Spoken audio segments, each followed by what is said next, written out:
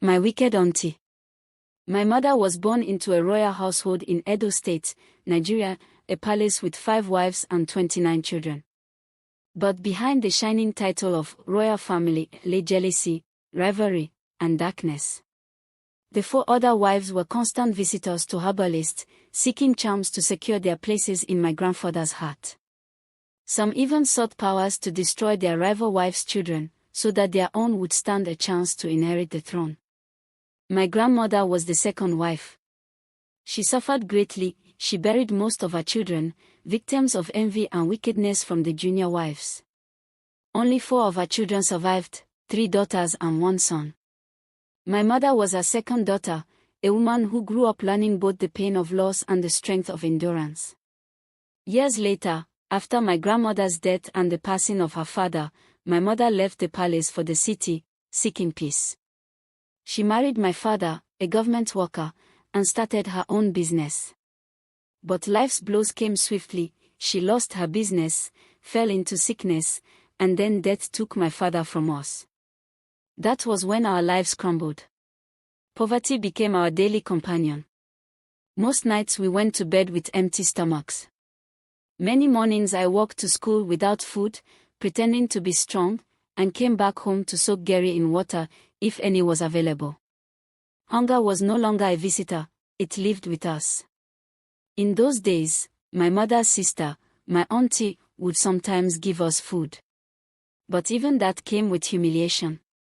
She brought us spoiled beans, moldy Gary, and food unfit for her own children. Yet we received it with gratitude, because at least it meant we had something to eat. I still remember the tears in my mother's eyes one day, when she opened the bag of Gary and saw how rotten it was. She sat on the floor, held her head, and wept. "How long will this continue?" she cried. But we had no choice. We soaked it, ate it, and gave thanks. I trusted my auntie so much that I often shared my dreams and plans with her, believing she would encourage me. My mother loved her sisters deeply, never suspecting envy could lurk beneath their smiles. When my elder brother, desperate to support us, sought help from our cousins, he was turned away. Eventually, he found work at my auntie's husband's building site just so we could eat. Years passed, years of suffering and smiling. Then came a breakthrough. I met a man who would later become my husband. He loved me, cared for me, and eventually prepared my visa so I could join him abroad. It was a miracle after so many years of hardship. I didn't tell anyone, not even my auntie. I only shared the good news with my mother and sister after everything worked out. Their joy was pure and heartfelt. But the day my auntie's son saw a picture of my arrival overseas, everything changed. He told his mother. My auntie, who hadn't visited us in years, stormed into our house in anger. She accused my brother of bypassing her and seeking help from our cousins. She told my mother that we didn't deserve help because we chose to trust in God instead of men. When she demanded to know who sponsored my journey, and my mother told her it was my husband, she scoffed. She swore she would find out the truth, because she couldn't believe that such a blessing could happen to us.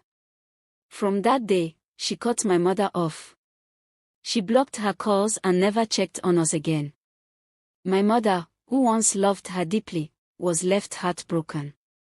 That was when I understood, wickedness doesn't always come from strangers.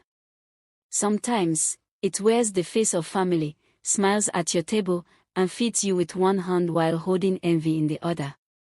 My story is not just about suffering, it is about survival. It is about a mother's tears, a brother's sacrifice, and a family's resilience against hunger, rejection, and betrayal.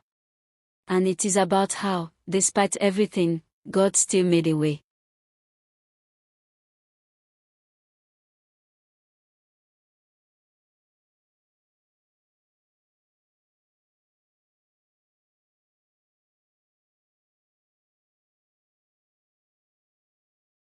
Thank you for watching. Don't forget to like, comment, share, and subscribe for more interesting Africa stories.